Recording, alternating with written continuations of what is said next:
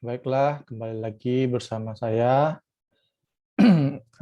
Kristus Sugama Manurung, mahasiswa Magister Hukum dengan nomor mahasiswa 2052012. Pada kesempatan yang berbahagia kali ini, saya akan mencoba mempresentasikan makalah saya pada mata kuliah Hukum Administrasi dan Hukum Acara Administrasi. Adapun makalah saya pada hari ini yaitu berjudul Pemberlakuan Undang-Undang Nomor 30 Tahun 2014 tentang Administrasi Pemerintahan dalam Pelaksanaan Peradilan di PT UN.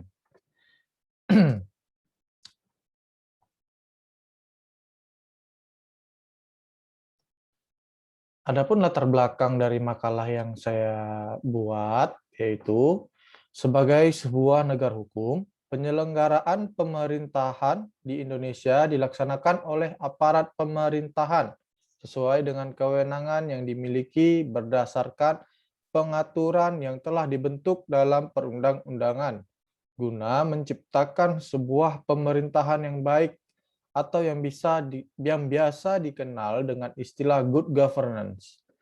Menurut Adnan Buyung Nasution, konsep good governance mengacu pada pengelolaan sistem pemerintahan yang menempatkan transparansi, kontrol, dan accountability yang dijadikan sebagai nilai-nilai yang sentral. Dalam implementasi good governance ini, hukum harus menjadi dasar, acuan, dan rambu-rambu bagi penerapan konsep tersebut. Artinya, perlu suatu upaya bagaimana rule of law itu sendiri di dalam menentukan suatu good governance. Setiap negara membutuhkan dan menerapkan paradigma administrasi pemerintahan berbeda-beda antara satu negara dengan negara lainnya, baik dalam pembuatan administrasi pemerintahan,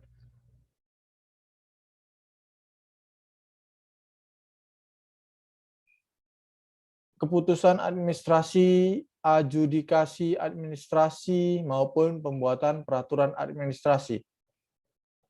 Dalam pelaksanaannya, diperlukan hukum administrasi negara yang berfungsi untuk membenahi sejumlah kebijakan hukum yang terkait dengan struktur, proses dan manajemen baik dalam bidang keuangan, pengawasan, sumber daya manusia, aparatur, akuntabilitas, dan transparansi, serta proses pembuatan kebijakan dan implementasinya. Pengaturan administrasi pemerintahan dalam undang-undang ini merupakan instrumen penting dari negara hukum yang demokratis. Eksistensi peradilan administrasi atau peradilan tata usaha negara di Indonesia pertama kali diatur dalam Undang-Undang Nomor 9 Tahun 1948 tentang susunan badan-badan kehakiman dan kejaksaan pada tanggal 8 Juni 1948. Pengaturan administrasi pemerintahan tersebut kemudian diatur dalam Undang-Undang Nomor 30 Tahun 2014 tentang administrasi pemerintahan sebagai pengaturan baru di bidang hukum administrasi negara sebagai hukum material, bidang hukum administrasi negara, dan sebagai dasar hukum penyelenggaraan pemerintahan. Undang-Undang Nomor 30 Tahun 2014 sebagai batu uji bagi Pengadilan Tata Usaha Negara dalam melakukan pemeriksaan dan pengujian objek gugatan yang dilakukan oleh pejabat administrasi negara. Pejabat administrasi negara mempunyai kewenangan yang luas dalam melaksanakan urusan pemerintahan eksekutif. Dengan wewenang yang luas ini cenderung untuk disalahgunakan sehingga menimbulkan kerugian dan ketidakadilan di pihak masyarakat. Oleh karena itu, harus ada lembaga yang mengontrolnya. Kewenangan pengadilan untuk menerima, memeriksa, memutus, menyelesaikan perkara yang diajukan kepadanya yang dikenal dengan kompetensi atau kewenangan mengadili. Pengadilan Tun mempunyai kompetensi menyelesaikan sengketa tata usaha negara di tingkat pertama, Pengadilan Tinggi Tata Usaha Negara untuk tingkat banding, dan Mahkamah Agung untuk tingkat kasasi dan peninjauan kembali. Berdasarkan latar belakang tersebut, maka penulis tertarik untuk mengadakan penelitian terhadap permasalahan tersebut dengan judul Pemberlakuan Undang-Undang Nomor 30 Tahun 2014 tentang Administrasi Pemerintahan dalam pelaksanaan peradilan di PT UN. Metode penelitian yang saya pilih yaitu metode penelitian yang dilakukan adalah dengan menggunakan metode deduktif untuk mendapatkan hasil data yang bersifat kualitatif dengan pendekatan undang-undang statute of approach, yaitu dilakukan dengan menelaah atau meneliti perundang-undangan yang terkait dengan isu hukum atau permasalahan yang akan diteliti. Objek penelitian yang penulis gunakan adalah data sekunder berupa ulasan artikel, jurnal, serta data-data yang ada di internet ataupun buku-buku. Data yang diperoleh dalam penelitian ini dianalisis secara yuridis kualitatif dengan menggunakan metode berpikir deduktif umum khusus dengan menjabarkan, menafsirkan, dan mengkonstruksikan data yang diperoleh berdasarkan norma-norma atau kaidah-kaidah, teori-teori, pengertian-pengertian hukum dan doktrin-doktrin yang ada dalam dokumen. Peraturan perundang-undangan untuk menjawab permasalahan yang ada. Kemudian hasil penelitian dijabarkan secara narasi deskriptif, yaitu dengan cara menguraikan temuan di lapangan sesuai dengan permasalahan yang diteliti. Kemudian ditarik kesimpulan yang merupakan jawaban atas permasalahan yang diangkat dalam penelitian ini. Hasil penelitian saya adalah pengaturan administrasi pemerintahan dalam undang-undang ini merupakan instrumen penting dari negara hukum yang demokratis, di mana keputusan dan atau tindakan yang ditetapkan dan atau dilakukan oleh badan dan atau pejabat pemerintah atau penyelenggara negara lainnya yang meliputi di luar eksekutif, yudikatif, dan legislatif yang menyelenggarakan fungsi pemerintahan yang memungkinkan untuk diuji melalui pengadilan, yaitu Pengadilan Tata Usaha Negara atau PT-UN. Fungsi dari Pengadilan Tata Usaha Negara (PT-UN) adalah sebagai berikut: melakukan pembinaan pejabat struktural dan fungsional serta pegawai lainnya, baik menyangkut administrasi, teknis, justisial maupun administrasi umum. Melakukan pengawasan atas pelaksanaan tugas dan tingkah laku hakim dan pegawai lainnya. Menyelenggarakan sebagian kekuasaan negara di bidang kehakiman. Fungsi kontrol yuridis Pengadilan Administrasi Negara PT-UN bertujuan di samping untuk memberikan perlindungan hukum bagi masyarakat dan pejabat administrasi negara itu sendiri, juga sebagai lembaga penegakan hukum administrasi negara yang bercita-cita untuk mewujudkan suatu pemerintahan yang baik dan berwibawa, good governance. Dalam rangka memberikan jaminan kepada warga masyarakat yang semula sebagai objek menjadi subjek dalam sebuah negara hukum yang merupakan bagian dari perwujudan kedaulatan rakyat, maka dibuatlah Undang-Undang Nomor 30 Tahun 2014. Pengaturan administrasi pemerintahan dalam undang-undang ini merupakan instrumen yang penting dari negara hukum yang demokratis, di mana keputusan dan atau tindakan yang ditetapkan dan atau dilakukan oleh badan dan atau pejabat pemerintah atau penyelenggara negara lainnya yang meliputi lembaga-lembaga di luar eksekutif, yudikatif, dan legislatif yang menyelenggarakan fungsi pemerintahan yang memungkinkan untuk diuji melalui pengadilan. Pertimbangan yang menjadi latar belakang Undang-Undang Nomor 30 Tahun 2012 tentang Administrasi Pemerintahan adalah: yang pertama, bahwa dalam rangka meningkatkan kualitas penyelenggaraan pemerintahan, badan dan atau pejabat pemerintah dalam menggunakan wewenang harus mengacu pada asas-asas umum pemerintahan yang baik dan berdasarkan ketentuan peraturan perundang-undangan. Kedua, bahwa untuk menyelesaikan permasalahan dalam penyelenggaraan pemerintahan, pengaturan mengenai administrasi pemerintahan diharapkan dapat menjadi solusi dalam memberikan perlindungan hukum, baik bagi warga masyarakat maupun pejabat pemerintahan. Yang ketiga, bahwa untuk mewujudkan pemerintahan yang baik, khususnya bagi pejabat pemerintahan, Undang-undang tentang administrasi pemerintahan menjadi landasan hukum yang dibutuhkan guna mendasari keputusan dan atau tindakan pejabat pemerintah untuk memenuhi kebutuhan hukum masyarakat dalam penyelenggaraan pemerintahan. Yang keempat, bahwa berdasarkan pertimbangan sebagaimana dimaksud dalam huruf A, huruf B, dan huruf C, perlu membentuk undang-undang tentang administrasi pemerintahan. Menurut Guntur Hamzah, berikut adalah 3 kebutuhan yang dapat sebagai alasan bagi urgensi undang-undang administrasi pemerintahan, yaitu sebagai berikut. Pertama, kebutuhan untuk menjamin standar proses pengambilan keputusan atau tindakan serta membangun sistem komunikasi timbal balik antara warga negara dan pejabat pemerintah dalam kerangka reformasi birokrasi. Kedua, kebutuhan untuk membangun sistem administrasi pemerintahan yang melayani efektif dan efisien serta mencegah praktik KKN sebagai upaya meningkatkan kepemerintahan yang baik, good governance. Ketiga, kebutuhan untuk menjamin keberpihakan negara kepada warga negara sebagai subjek dalam administrasi pemerintahan dan memberikan perlindungan hukum yang sama kepada warga negara dan pejabat pemerintahan dalam kerangka negara hukum demokratis. Kita masuk pada pembahasan makalah saya, yaitu sejak dinyatakan berlaku Undang-Undang Nomor 30 Tahun 2014 tentang Administrasi Pemerintahan (UUAP) telah sering dipakai para pihak untuk menguji sikap atau tindakan pejabat atau badan tata usaha negara.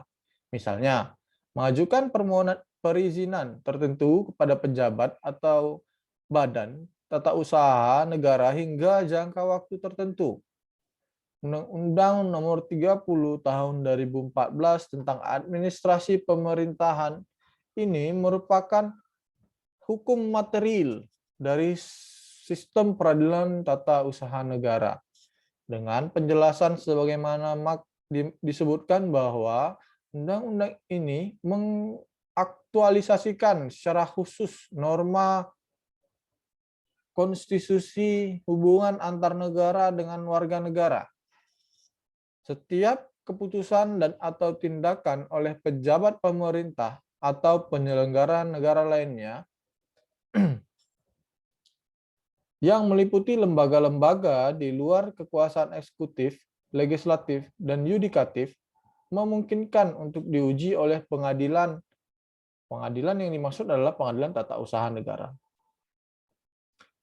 Perkembangan kewarganegaraan PT-UN yang signifikan terjadi pada 17 Oktober 2014 dengan lahirnya Undang-Undang Nomor 30 Tahun 2014 tentang Administrasi Pemerintahan.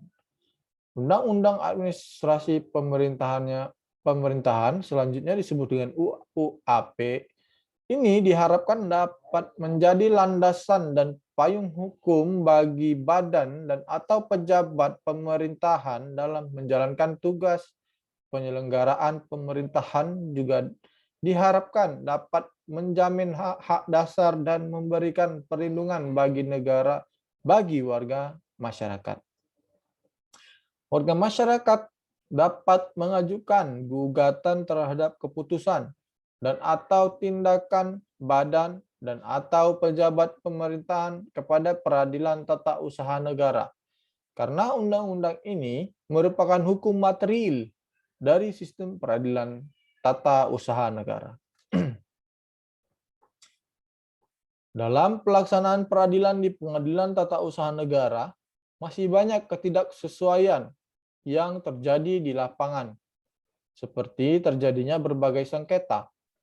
Pengertian sengketa tata usaha negara tercantum pada pasal 1 angka 4 Undang-Undang Nomor 5 Tahun 1986 adalah sengketa yang timbul dalam bidang tata usaha negara antara orang atau badan hukum perdata dengan badan atau pejabat tata usaha negara, baik di pusat maupun di daerah.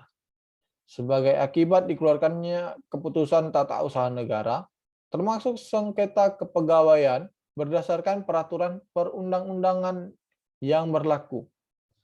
Untuk itu, ketentuan pasal 87 huruf A Undang-Undang Nomor 30 Tahun 2014 menjadi sebuah penegasan bahwa perbuatan melawan hukum yang dilakukan oleh pemerintah dapat diperiksa dan diselesaikan di Pengadilan Tata Usaha Negara. Jadi, setiap perbuatan-perbuatan pemerintah daerah ataupun pemerintah pusat yang diindikasikan atau diduga melawan hukum gitu. Jadi dapat kita adukan dan disidangkan di pengadilan dan diuji di Pengadilan Tata Usaha Negara. Menurut ketentuan pasal 47 Undang-Undang Peradilan Tata Usaha Negara, kompetensi absolut Peradilan Tata Usaha Negara adalah bertugas dan berwenang memeriksa, memutus, dan menyelesaikan sengketa tata usaha negara.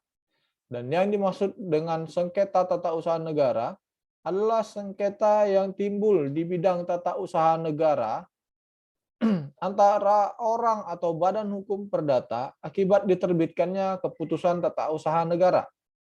Jika dicermati dengan seksama, peran pengadilan tata usaha negara dalam menguji ada atau tidaknya penyalahgunaan wewenang dimaksudkan untuk mempermudah penentuan unsur penyalahgunaan wewenang sebagaimana dimaksud dalam pasal 3 Undang-Undang Nomor 31 Tahun 1999 tentang pemberantasan tindak pidana korupsi. Dengan demikian, majelis hakim yang memeriksa tindak pidana korupsi selanjutnya lebih fokus pada unsur-unsur tindak pidana korupsi itu sendiri. Dengan kata lain, pasca berlakunya Undang-Undang AP, penyidik atau penuntut tindak pidana korupsi tidak akan kesulitan untuk menerjemahkan pengertian istilah menyalahgunakan wewenang terkait penuntutan dan pembuktian tindak pidana korupsi oleh penyelenggara negara, pegawai negeri lainnya, atau aparat penegak hukum. Pengadilan Tata Usaha Negara (PT-UN) berwenang menerima, memeriksa, dan memutus ada atau tidak ada unsur penyalahgunaan wewenang yang dilakukan oleh pejabat pemerintah. Dalam hal ini, A. Badan atau pejabat pemerintah dapat mengajukan permohonan kepada pengadilan untuk menilai ada atau tidak ada unsur penyalahgunaan wewenang dalam keputusan dan atau tindakan. B. PT-UN wajib memutus permohonan tersebut maksimal 21 hari kerja sejak permohonan diajukan. Terhadap putusan PT-UN tersebut dapat diajukan banding ke Pengadilan Tinggi Tata Usaha Negara PT-TUN. Jadi permohonan itu PT-UN wajib memutus maksimal 21 hari kerja, PT-UN harus wajib memutuskan. Nah, ada atau tidak penyalahgunaan wewenang tersebut. C. PT-TUN wajib memutus permohonan banding maksimal 21 hari kerja sejak permohonan banding diajukan. Putusan PT-TUN sebagaimana dimaksud bersifat final dan mengikat, final and binding. Nah, kemudian terhadap putusan PT-UN tersebut juga dapat diajukan banding ke Pengadilan Tinggi Tata Usaha Negara PT-TUN. Nah, kemudian PT-TUN juga memiliki waktu 21 hari untuk memutus. Selama 21 hari, PT-TUN atau Pengadilan Tinggi Tata Usaha Negara itu wajib sudah memutuskan. Kemudian putusannya itu bersifat final dan mengikat. Nah, kemudian perubahan yang terjadi dengan diundangkannya Undang-Undang Administrasi Pemerintahan adalah menyangkut hal-hal sebagai berikut. Yang pertama, perluasan pemaknaan keputusan TUN pasal 1 angka 7 UU AP.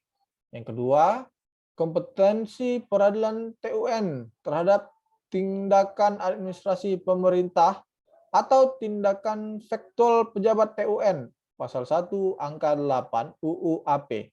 Ketiga, kompetensi peradilan tata usaha negara terhadap pengujian tentang ada atau tidaknya penyalahgunaan wewenang dalam penerbitan keputusan tata usaha negara.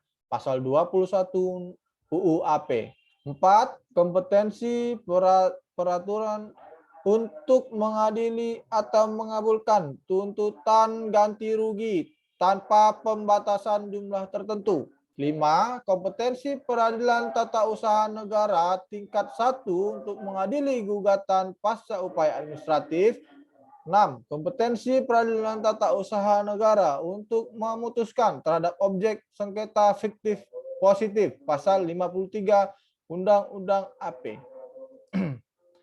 Menurut pasal 1 angka 9 Undang-Undang 30 tahun 2014, diskresi adalah keputusan dan atau tindakan yang ditetapkan dan atau dilakukan oleh pejabat pemerintahan untuk mengatasi persoalan konkret yang dihadapi dalam penyelenggaraan pemerintah dalam hal peraturan perundang-undangan yang memberikan pilihan, tidak mengatur, tidak lengkap atau tidak jelas, dan atau adanya stagnasi pemerintahan. Kemudian ukuran dan kriteria bisa tidaknya seorang pejabat pemerintah menggunakan diskresi sebagai berikut.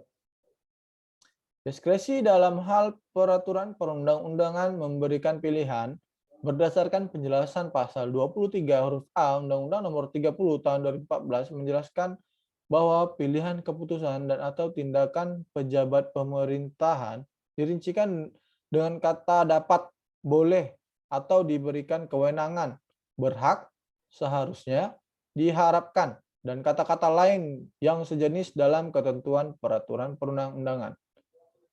Sedangkan yang dimaksud dalam pilihan keputusan dan atau tindakan adalah respon atau sikap pejabat pemerintahan dalam melaksanakan atau tidak melaksanakan administrasi pemerintahan sesuai dengan ketentuan peraturan perundang-undangan.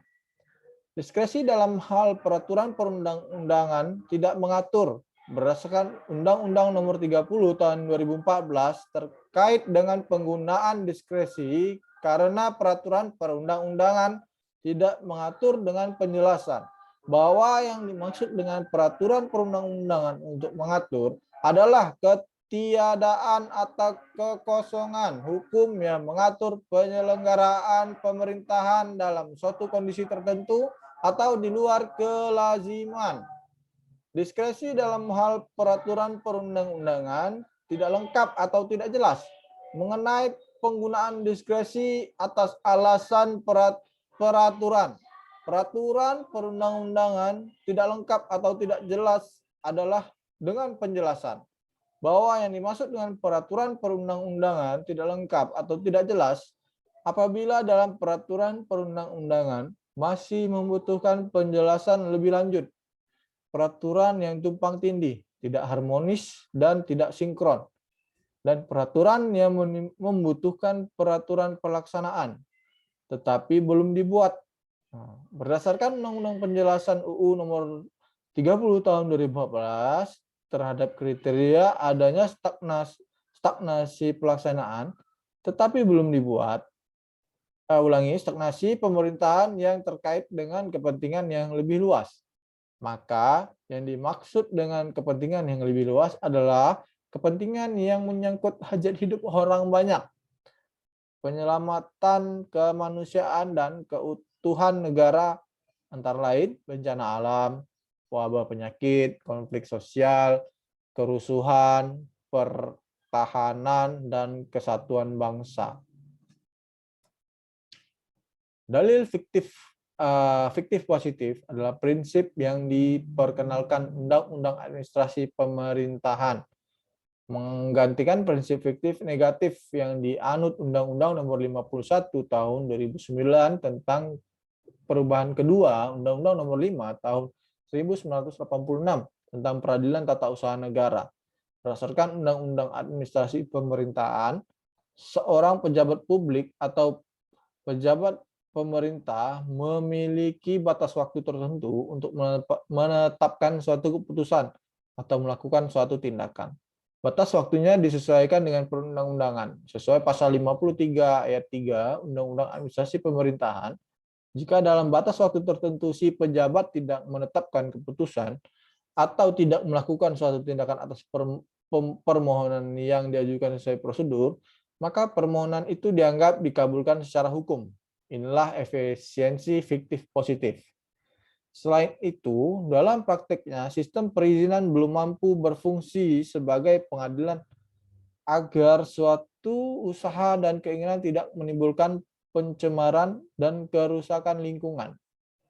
Maksud adanya peradilan adalah memberikan keadilan kepada para pihak dan demikian menghilangkan sengketa.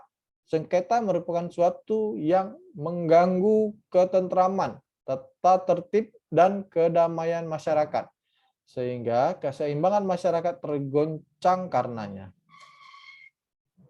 Peraturan perundang-undangan yang ada saat ini karena pertama, sempitnya pengertian objek sengketa administrasi negara yang dapat diselesaikan di PT UN. Dengan kata lain, arti ketentuan pasal 1 angka 3 Undang-Undang Nomor 15 Tahun 1986 Junto Undang-Undang Nomor 9 Tahun 2004 menyimpang dari pengertian sengketa administrasi negara secara luas yang secara teoritis mencakup seluruh perubahan hukum untuk publik. Hukum administrasi negara formil, hukum acara PT UN, sudah terwujud, akan tetapi hukum administrasi negara material belum terbentuk.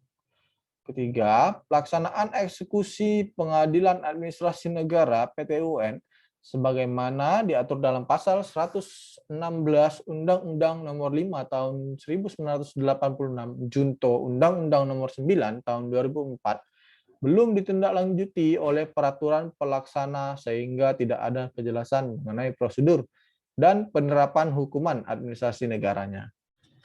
Keempat, banyaknya dibentuk lembaga-lembaga peradilan khusus akan tetapi wewenang di dalamnya ada yang meliputi penyelesaian sengketa administrasi sehingga menjadi overlap dengan wewenang pengadilan administrasi negara PT UN seperti penyelesaian sengketa perburuhan yang berkaitan dengan keputusan Depnakernas, Depnakertrans, sengketa haki yang bersifat administrasi, sengketa pajak, dan lain-lain. Permasalahan ini muncul karena tidak terdapat harmonisasi dari sinkronisasi peraturan perundang-undangan yang ada. Seharusnya sebelum membuat undang-undang, para pembentuk undang-undang, DPR dan pemerintah, membahas dengan cermat dan seksama serta mengikut sertakan para pakar hukum, terutama pakar hukum administrasi negara, apabila perlu disosialisasikan kepada publik, masyarakat atau akademisi atau LSM sebelum disahkan untuk menghindari tumpang tindihnya materi muatan antara undang-undang satu dengan undang-undang lainnya, dan juga dapat melakukan sosialisasi secara masif dan juga penegakan hukum yang tegas. Kesimpulan, maka pada hakikatnya pemberlakuan Undang-Undang Nomor 30 Tahun 2014 tentang administrasi pemerintahan dalam pelaksanaan peradilan di PT UN adalah untuk menciptakan good governance sebagai upaya dalam mencapai tujuan negara dalam pemerintahan yang bersih, good governance. Ketentuan pasal 87 huruf A Undang-Undang Nomor 30 Tahun 2014 sebagai penegasan bahwa pembuatan melawan hukum yang dilakukan oleh pemerintah dapat diperiksa dan diselesaikan di pengadilan tata usaha negara. Hal ini jelas merupakan penegasan kompetensi absolut pengadilan tata usaha negara. Itu dia. Adanya upaya pemerintah dalam reformasi birokrasi dengan merancang undang-undang administrasi pemerintah kiranya dapat dukungan sehingga eksistensi tata usaha negara dapat dirasakan manfaatnya baik bagi pemerintah maupun masyarakat. Nah, kita sama-sama eh, mendukung eh, sehingga eksistensi pengadilan tata usaha negara ini dapat berjalan, dapat dilaksanakan, dan hasilnya dapat dirasakan baik dari pemerintah ataupun masyarakat. Dengan adanya undang-undang administrasi pemerintah menjadi haruslah sebaiknya segera ditindaklanjuti pula dengan harmonisasi terhadap ketentuan yang ada dalam Undang-Undang Peradilan Tata Usaha Negara. Nah, harus juga ditindaklanjuti nih dengan mengharmonisasi ketentuan yang ada dalam Undang-Undang Tata Usaha Negara itu sendiri. Sehingga kompetensi peradilan tata usaha negara di masa yang akan datang tidak hanya terbatas terhadap keputusan tata usaha negara saja, melainkan meliputi pula semua perbuatan badan atau pejabat tata usaha negara yang didasarkan pada hukum publik yang menimbulkan kerugian bagi orang atau badan hukum perdata, bahkan termaksud pula kerugian yang diderita oleh orang atau badan hukum perdata tersebut. Nah, baiklah, itulah paparan saya terkait makalah saya. Semoga dapat bermanfaat bagi kita semuanya. Terima kasih.